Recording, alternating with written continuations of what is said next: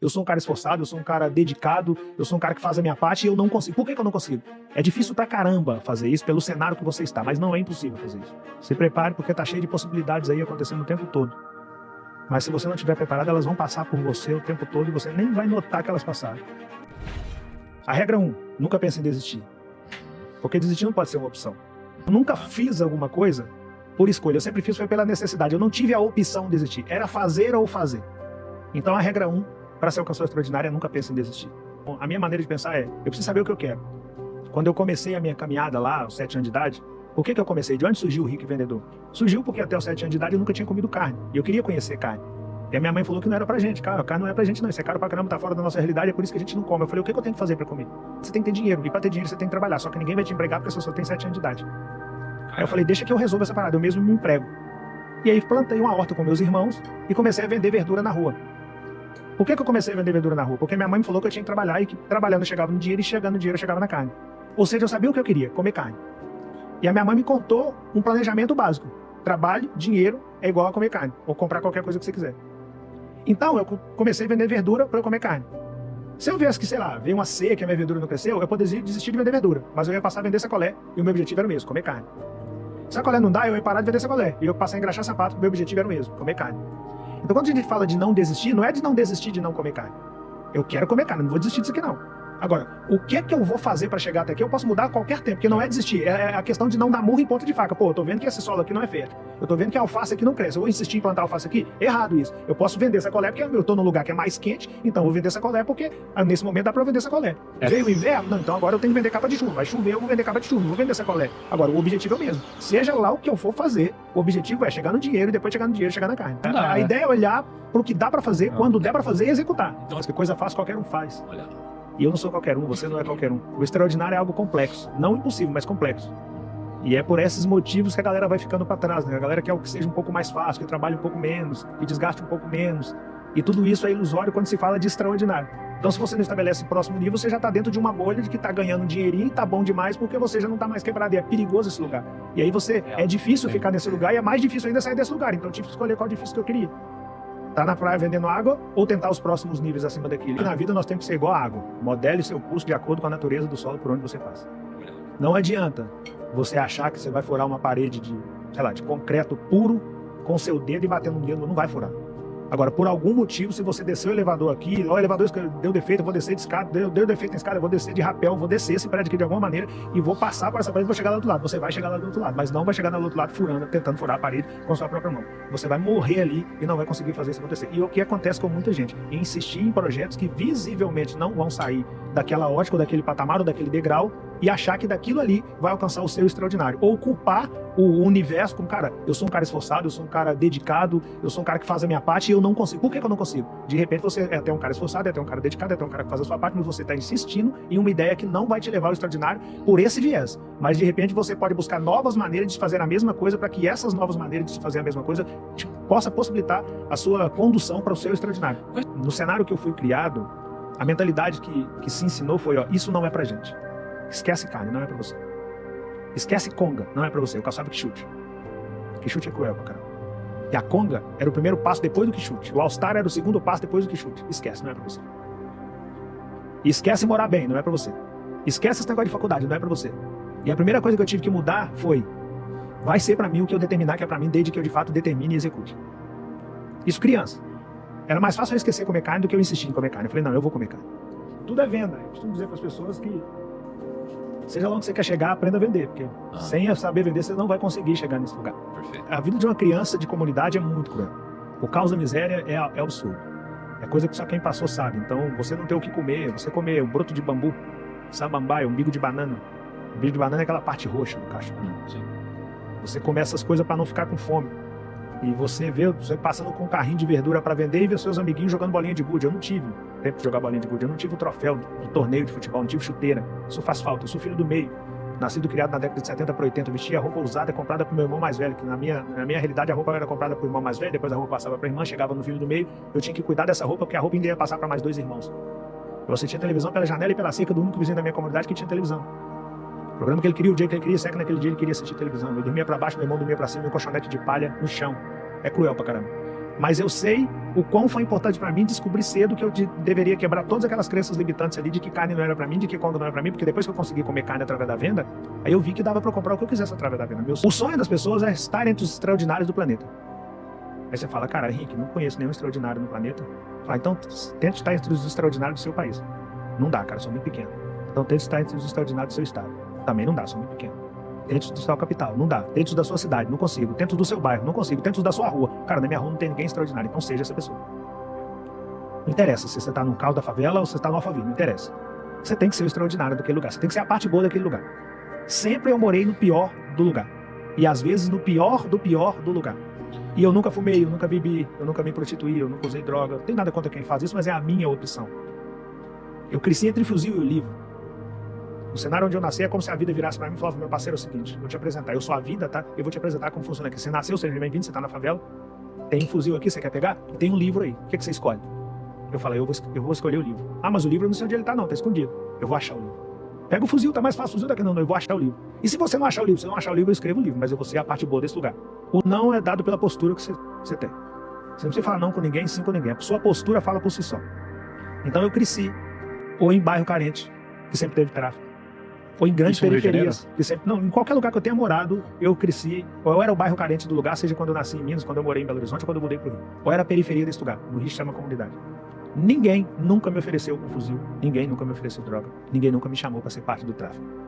Pela minha postura.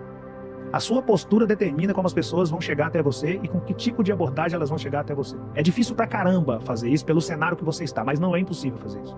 A mentalidade que eu desenvolvi naturalmente no lugar que eu nasci é muito difícil de ser desenvolvida. Mas eu não era seduzido naquela época por ter o melhor tênis. Eu não era seduzido por ter a melhor camisa, eu não era seduzido por ter a namorada muito bonita, eu não era seduzido por aquilo. Eu era seduzido por aprender o máximo que eu podia com meu pai, porque minha mãe adoeceu muito cedo e eu não dava para aprender com a minha mãe. E eu tinha medo de perder meu pai na adolescência. Eu falei, cara, eu tenho que aprender o máximo que eu puder com esse cara. Não tem a ver com o lugar que você nasceu. Tem a ver com as suas escolhas. Tem a ver com o nível de conhecimento que você buscou. Tem a ver com aquilo que você fez. Tem a ver com os nãos que a sua postura deu automaticamente para as pessoas. Tem a ver com isso e não com o ambiente quando você nasceu. Eu descobri, a grosso modo, que nascer em uma condição desfavorável pode ser culpa ou circunstância de quem veio antes de você. Morrer nessa condição foi escolha sua. Isso eu concordo. É o ambiente de consumo em cima deles o tempo todo e eles não buscam conhecimento para o básico do básico do básico do básico. E aí começam a entrar dentro de determinadas bolhas que ancoram essa galera na mediocridade. Mas tem potência absurda de comunidade que você não tem noção, você não tem ideia do quão grande é um moleque de comunidade que poderia pegar no fuzil, fazer um curso de barbeiro e abrir uma barbearia. É gigantesco o gesto daquele cara. Só que aquele cara abre uma barbearia e ele se contenta em abrir a barbearia. Ele quer ter o melhor carro, assim que ele abre a barbearia, ele já quer comprar o melhor carro ao invés de fazer um curso sobre educação financeira. Aí ele não começa a buscar conhecimento, ele entra para uma bolha do cara que até conseguiu abrir uma barbearia, mas ele não consegue avançar porque ele não fez um curso. Aí ele entra para dentro das bolhazinhas e vai ficando. E aí é muita gente que tá dentro de bolha ficando, que tem potencial absurdo, que poderia ser um cara que facilmente tinha potencial para sentar nessa mesa aqui. Com 7 anos de idade eu fui para uma carvoeira com meu pai para fazer carvão. Era o que dava para fazer. Meu pai com baixa escolaridade, minha mãe do lar e 5 filhos, todos, o mais velho tinha 13 anos, que era meu irmão mais velho. Então não tinha emprego, tinha que fazer o que dava quando desse e ser grato por ter aquilo para fazer até que tivesse algo melhor para ser feito. Aí fomos para essa carvoeira e lá minha mãe sofreu derrame cerebral, estourou uma veia na cabeça dela, longe de tudo, longe do Carvoeira seria... fazer carvão. Faz carvão, É, uma mina de carvão. É. É uma mina de carvão? Cortar eucalipto, colocar dentro de forno para fazer carvão, que a galera usa na churrasqueira, etc. E aí você foi com a sua mãe para lá? Eu fui com a família para lá, porque a gente fazia isso, migrava de lugar para lugar onde tinha coisa que dava para fazer com muito esforço e com baixa escolaridade. Entendi. Era isso. Mão de obra. E mão de obra barata. E aí a gente ia. E num lugar desse, o trabalho era tão pesado que a minha mãe sofreu derrame cerebral. Estourou uma veia na cabeça dela. Aí levaram a minha mãe para a cidade mais próxima, que era Campina Verde. Chegou lá, o médico falou, não dá nem para mexer nessa paciente aqui, mas tenta levar para Uberlândia, que já era, sei lá, 300, 400 quilômetros depois dessa cidade. Talvez ela não chegue lá viva, mas se chegar, o hospital tem mais estrutura para operar. Meu pai pegou minha mãe e levou para Uberlândia. Cheguei em Uberlândia, o médico olha para minha mãe, vira para meu pai e fala, cara, pode chamar os filhos para minha mãe pela última vez, que ela não vai passar dessa cirurgia. Nós até vamos fazer, mas ela não passa. Aí meu pai chamou os filhos e falou, olha, nós precisamos fazer a nossa primeira reunião de equipe aqui. Eu não sabia nem o que era equipe. Ele falou, nossa família funciona como uma empresa. Essa imagem é muito forte para mim, esse dia para mim é muito forte. Eu penso que ali começou uma história de sucesso. Meu pai falou, nossa família funciona como uma empresa. Os da Silva. Eu sou o líder dessa empresa, isso meu pai falando. A mãe de vocês é outra líder e vocês são nossos liderados. Segundo a medicina, a mãe de vocês não passa dessa cirurgia. Mas nós conhecemos Deus e nós servimos. Só que se caso ela não passar por vontade de Deus e não segundo a medicina, o líder vai precisar do liderado para suportar esse momento. Eu posso contar com vocês, mas não pode. No automático. E aí meu pai virou pro médico e falou, pode fazer a cirurgia. Eu já conversei com a minha equipe. O médico nem entendeu nada. Olhou com aqueles 5 neguinhos do cabelo amarelo, olhou pro meu pai, não entendeu aquilo de equipe e foi fazer a cirurgia. Aquilo era 1985, nós estamos em 2022, e minha mãe está viva até hoje. 37 anos depois que o médico falou que ela não passaria daquela cirurgia. Porque ele não sabia a força do Deus vivo que a gente serve. Quando Deus determina que você passa sim. Então, naquele dia ali, eu descobri, com algumas coisas que conduziram o Rick para o lugar que ele está hoje. Eu descobri o termo trabalho em equipe, pensamento empresarial, contar uns com os outros e descobri a força do Deus vivo que serve até hoje. Faz o que tem no cenário que você tem até que você possa fazer outras coisas. Esse sempre foi o Rick. Costumo brincar com isso. Quer conhecer o ser humano, leve-o no restaurante e repare como ele trata um garçom. E na praia é a mesma coisa. Eu sou o garçom da praia. Então coloca um bilionário na praia e repara como ele vai tratar o ambulante, vendedor de água que vai passar por ele. Ali ele se descreve, ali ele se revela. E eu olhei para aquele cara e falei, pô, ele não sabe o que ele tá falando e com quem ele tá falando. Quer saber? Eu vou falar de crise. Aí fui para casa. Eu morava em uma casa que, sei lá, minha sala. Tinha um pequeno rack, uma televisão daquela de tubo grandona. Eu peguei o celular, encostei na televisão e falei. Nem falo gravei, eu falo que eu falei o vídeo da água. Porque pra mim era a prática do dia, diária. Eu queria mostrar para aquele cara que dava pra fazer alguma coisa. Que era pegar R$10 e, através daquele R$10, comprar meio saco de gelo, um pet de água, ou seja, 12 águas, um fardo de água, e começar a oferecer essa água. E pegar o dinheiro desse primeiro pet e tentar fazer o segundo, e pegar o dinheiro do segundo, tentar fazer o terceiro, e passei uma matemática lógica com início, meio e fim. Inclusive, eu nem dei a dica de começar tendo R$10, eu dei a dica de se relacionar para pegar R$10 emprestado. E no final eu falei isso, já que você conseguiu o lucro, volte lá e pague aquele cara que te emprestou, que você vai manter a porta aberta. E aí, dessa dica toda com início, meio e fim, finalizei provocando. Falei assim, agora sabendo que tem algo que dá para ser feito. Se você não se propõe a fazer esse algo, aí a crise não tá mais no Brasil, tá em você. E aí falei, pega a visão. Que é um porque por muito menos de onde eu tô, a galera já se perde. O cara sobe o primeiro degrau de uma escada que a gente talvez esteja no 100º e o cara já acha que ele é a última Coca-Cola do deserto e ali ele começa a se jogar por terra. Ele mesmo começa a cair e perder a própria validade. Tem dois cenários que são caóticos para qualquer pessoa que tenha a ousadia de pensar em mudar de realidade de vida. O primeiro deles é o dinheiro chegar antes da educação financeira. E o segundo deles é a oportunidade de chegar antes do preparo. Quando o Flávio chegou, eu estava preparado. Nos dois aspectos. Eu estava preparado com mentalidade para lidar com muito dinheiro. Caso eu chegasse a muito dinheiro, eu estava preparado para o que viria depois do vídeo da água. E a maioria não se preparou mentalmente falando, emocionalmente falando.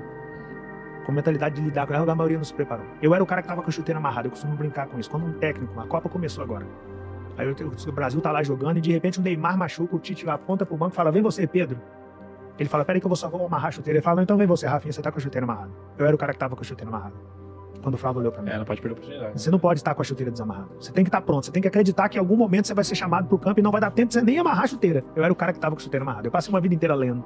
Eu passei uma vida inteira dizendo não pela postura para coisas que não me conduziriam ao extraordinário. É como se eu tivesse passado uma vida inteira esperando o contato do Flávio Augusto da Silva.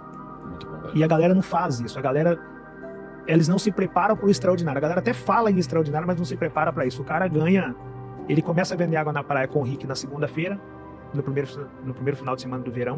No final dessa primeira semana, ele chega num montante de dinheiro considerável. Ele fala, cara, quer saber? Vou trocar meu celular. Ao invés dele trocar a caixa de isopor. Ao invés dele comprar uma água de uma qualidade melhor. Ao invés dele investir na roupa que ele vende na praia, ele troca de celular. Na segunda-feira ele fala, hoje é minha folga. Fazer um churrasco lá em casa, quem vai? Eu falava, não vou não, eu vou estar na praia amanhã. Pô, você não tem folga não? Eu falava, não, amanhã a concorrência é menor, vocês vão folgar e eu vou estar aqui vendendo, verão. Então a minha mentalidade era outra. E os caras queimavam o dinheiro que eles ganhavam no final de semana, na segunda-feira, na terça-feira eles tinham que recomeçar novamente, sem dinheiro e com menos tempo.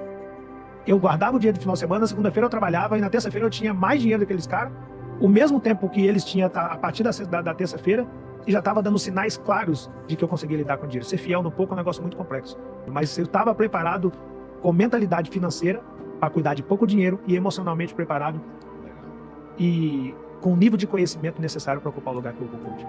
Eu não procurava o que dava dinheiro, porque isso é uma ilusão. O que dá mais dinheiro? Não, o que dá dinheiro é trabalho. O que dá mais dinheiro do que trabalho é cuidar desse primeiro dinheiro.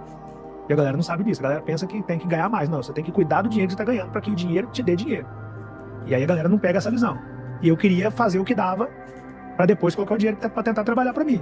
Você não pode ser o próximo dublê de rico da sua comunidade. Tá cheio desses caras. Dublê de rico. Tem que estar muito Dublê desses de caras. rico é bom, cara. E eu nunca quis ser esse cara. Qualquer pessoa que conviveu comigo antes do vídeo da água sabe que eu morava na simplicidade. Eu não tinha nada que me conduzia a uma impressão de que eu tinha uma condição um pouquinho melhor. Não tinha. Mas na minha casa sempre teve livro. Na minha casa sempre teve máquina de cortar cabelo. Eu pegava o que eu ganhava e dividia por 3. Aí pegava um terço disso, colocava quanto meu salário, um terço disso, colocava quanto empresa e um terço disso, quanto fundo de reserva. A minha empresa era, sei lá, vender água, por exemplo. Eu pegava 3 mil, dando o exemplo do número que você falou, e pegava 1.000 eu colocava quanto meu salário, do que eu ganhava, 1.000 eu colocava como minha empresa para eu comprar água, comprar caixa, sei lá, os custos da empresa, 1.000 eu colocava como fundo de reserva. O cara do meu lado pegava 3 mil e colocava tudo quanto salário dele. E ele não sabia que, eu quero trocar de celular. Você pode? Pode, mas tem que estar nos 1.000 do seu salário. Legal. Eu quero comprar um tênis. Você pode? Pode, mas tem que estar nos 1.000 do seu salário. Tá, mas o tênis custa 1.200. Como que eu faço? Pega emprestado com o seu fundo de reserva. Aí no mês que vem você só tem 800 de salário. Os outros 200 você tem que pagar para o seu fundo de reserva. Se possível, você coloca lá um pequeno juro, porque seu fundo de reserva sem juro também está estagnado. Você está perdendo dinheiro do seu fundo de reserva. Minha caixa de isopor quebrou. Você tira no dinheiro da empresa e troca a sua caixa de isopor. A água inflacionou, choveu, eu investi os R$1.000 em água, amanheceu chovendo. O que é que eu faço? Vai no fundo de reserva e pega R$200 pra você comprar água, para você comprar capa de chuva e vender capa de chuva. Quando voltar a fazer sol, você vende água, pega 200 e paga o fundo de reserva. Os caras não faziam isso, eu fazia isso na época da praia, com pouco dinheiro.